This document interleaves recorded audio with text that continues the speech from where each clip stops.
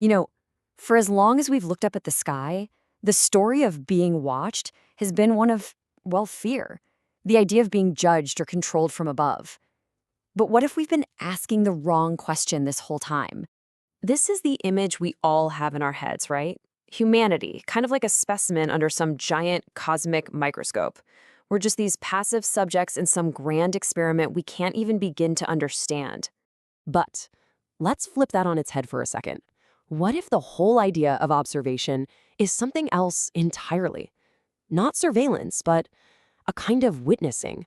Not judgment, but just a recognition that a civilization is getting close to a massive turning point.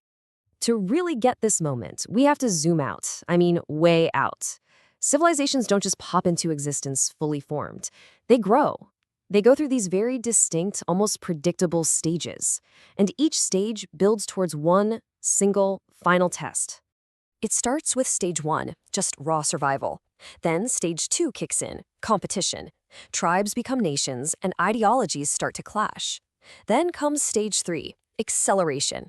This is that chaotic, wild explosion of technology, which brings us, and probably every species like us, to stage 4, the threshold. Now, this is the crucial part. This isn't some distant sci-fi future we're talking about. This threshold, it's happening right now. It is our actual present reality. And I want you to really let that sink in. We are the generation. We are the civilization standing right at this fork in the road. The choices we're making right now, today, are what will define the entire future of our species. So the test, it really all boils down to power. We have these incredible new abilities. Do we use them for domination? To control, to divide, to just keep repeating the same old patterns of competition? Or do we choose harmonization? Do we use that same exact power to cooperate, to unify, and to finally mature as a planet? You see, the very idea that we might be observed, it forces us to look in the mirror. Suddenly the question isn't just, are they friendly or not? The real gut punch question becomes an internal one. Who are we choosing to become in this moment? Okay, so if it's not surveillance, then what is it? How does this observation actually work? Well, this is where we have to shift our thinking from this idea of passive watching to something way more dynamic, something that we're actually a part of. And the core principle here is something called resonance. Advanced observation isn't about collecting data like a spy satellite.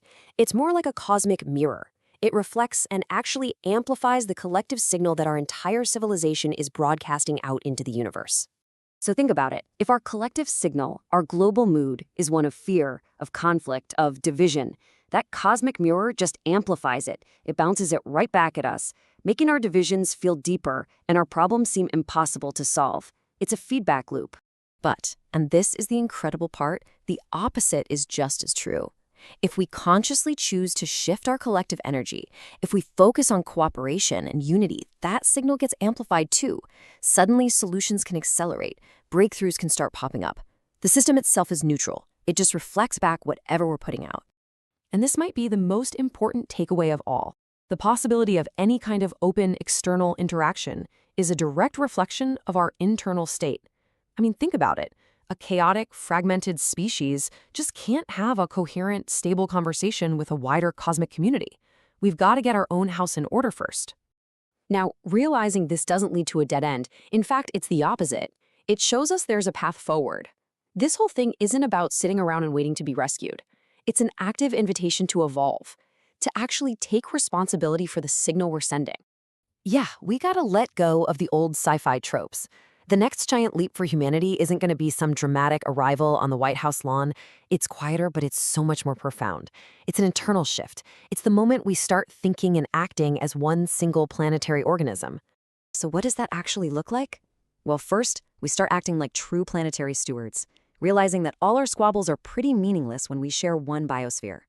Second, we work on stabilizing our collective signal, consciously shifting our frequency from chaos to coherence. And finally, we become self-aware participants in this whole thing. We realize we're not victims waiting to be saved. We are the creators of our own reality. So, in the end, that's what it all comes down to.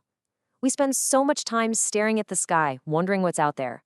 But the final mystery, the one that holds the key to everything, is right here, inside us.